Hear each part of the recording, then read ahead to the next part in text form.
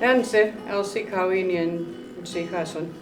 Portupoano to go deep again.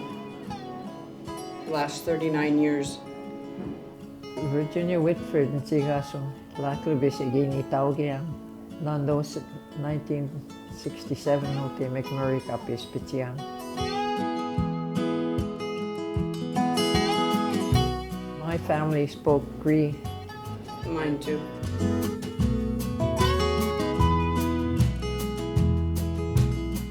I think so, yeah.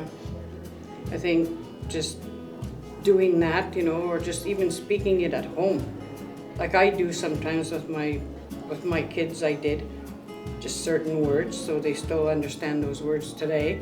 My grandchildren, not as much, but I do once in a while, and I try to let them know what the word means.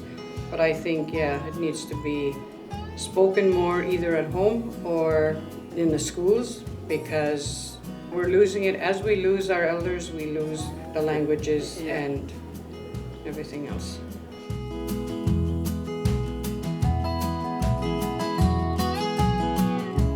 The grandparents and mothers and children should all speak Cree.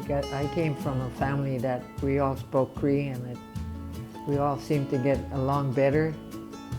And I have a son that doesn't speak Cree, but he learned from friends.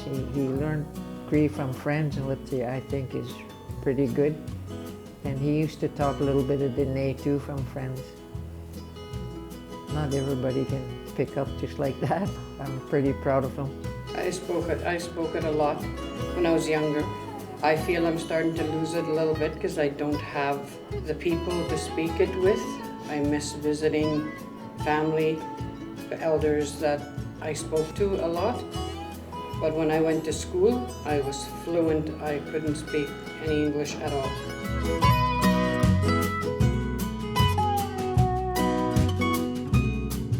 I think just not being spoken enough at home.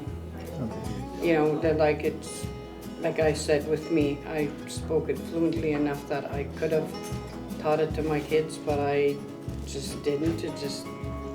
There's nobody else to talk to, so if they don't understand what I'm saying, then there's no reason to speak it, right? But if I had someone else that understood what I was saying in the home, then maybe they would have picked it up better.